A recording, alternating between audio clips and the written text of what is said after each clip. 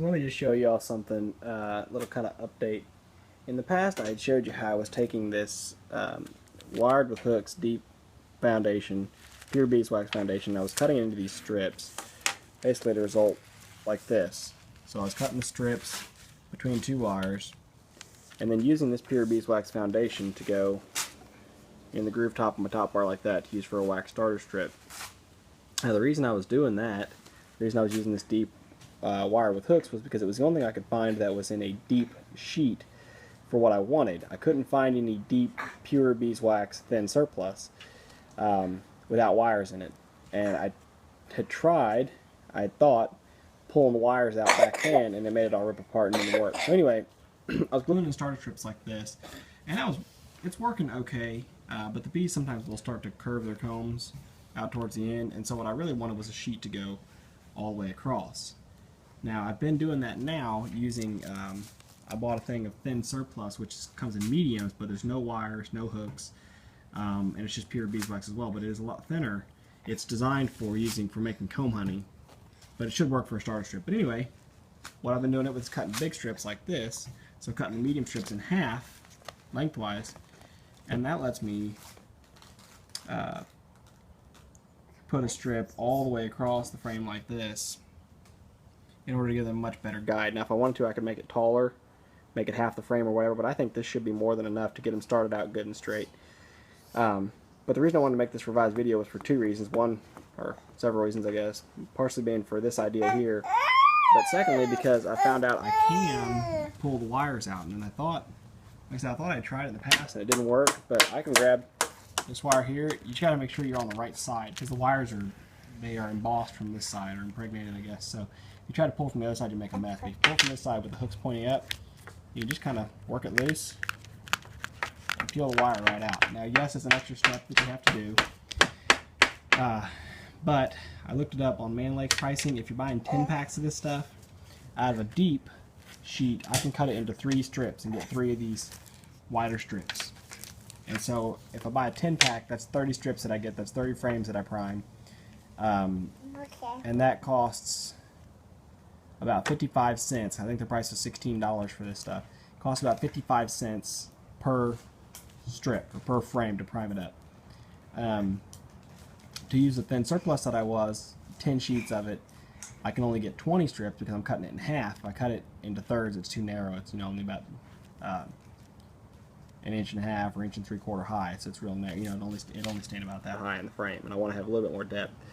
It costs about $12.50 I think for a 10 pack, and so to do 20 frames at $12.50, that's going to cost you about 65 cents. So using the thin surplus actually costs more per frame, but it saves you the time of peeling out these wires. So whatever you want to do, doesn't matter to me. If you got the time to peel wires, go for it.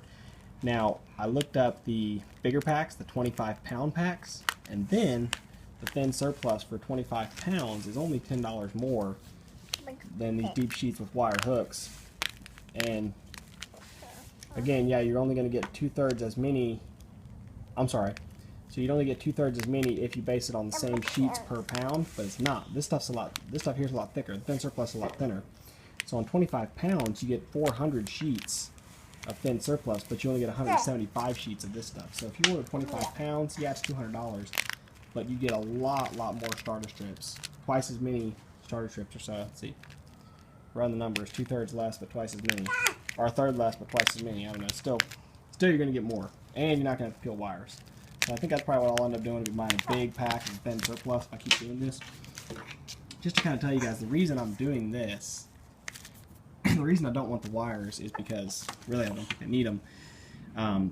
They get in my way, they irritate me, but when I go to melt this foundation back down, because after a year or two, you want to kind of rotate out your combs, make sure you have fresh beeswax in there. You got to melt down those combs, you got to pull all the wires out thin. And it's an absolute mess. I've tried doing it with a couple frames that I got and a nuke that had wires, and it just ticked me off, and I ended up throwing them away. So start without wires. I don't ever want to run wires. That way I never worry about it later. When I go to cut out an old comb, I take a frame like this with old comb and just cut square right around the edges, throw that scrap in the bucket to melt down, and at that point you really don't even have to glue in a new prime sheet because they're already going to have a strip all the way around of the old comb that they'll use for the guide. So Really, I guess I'll only have to prime sheets for a while. You know, shouldn't have to be doing it forever. And maybe I'll actually get around to melting down my own beeswax and make my own thin sheets on Bytonware. That'd be nice. Right now, I just sell whatever beeswax I get. One other thing I did change. Let me get it set up. The last video I made, I was using a turkey baster, and it was kind of messy. Oh shoot! My wax is set up on me, so I was using a turkey baster before, and it was kind of messy because it was turkey baster with water. It was the Fat Bee Man method. Not saying there's anything wrong with that, but I just didn't like it. I was making a big mess, wasting a lot. So what I've decided to do here instead is use a paintbrush, and I got this idea just from Jason Krishman. You know, he was using a paintbrush to brush the beeswax onto to glue his queen cups and stuff on. But basically, set your strip in, get your little paintbrush on it. It's going to drip, but just roll it around a little bit so it doesn't drip too much. And then just real quick, transfer just a little bit. You don't need a lot. Just a little bit to glue up a couple spots along the frame.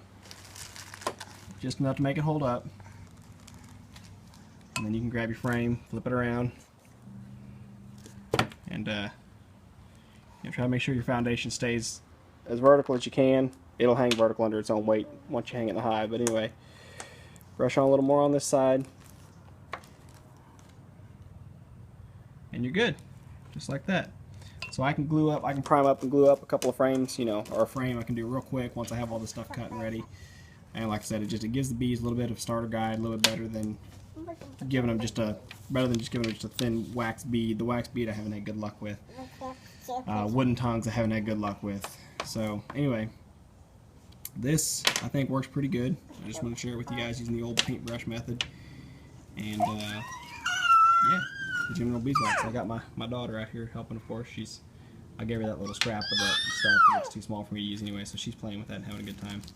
And the syringe was something that I tried to use for transferring beeswax, and it didn't work at all, so don't bother. So yeah, just want to share that little update with you guys on kind of how I've started changing my methods and a couple different ideas for you guys to try out.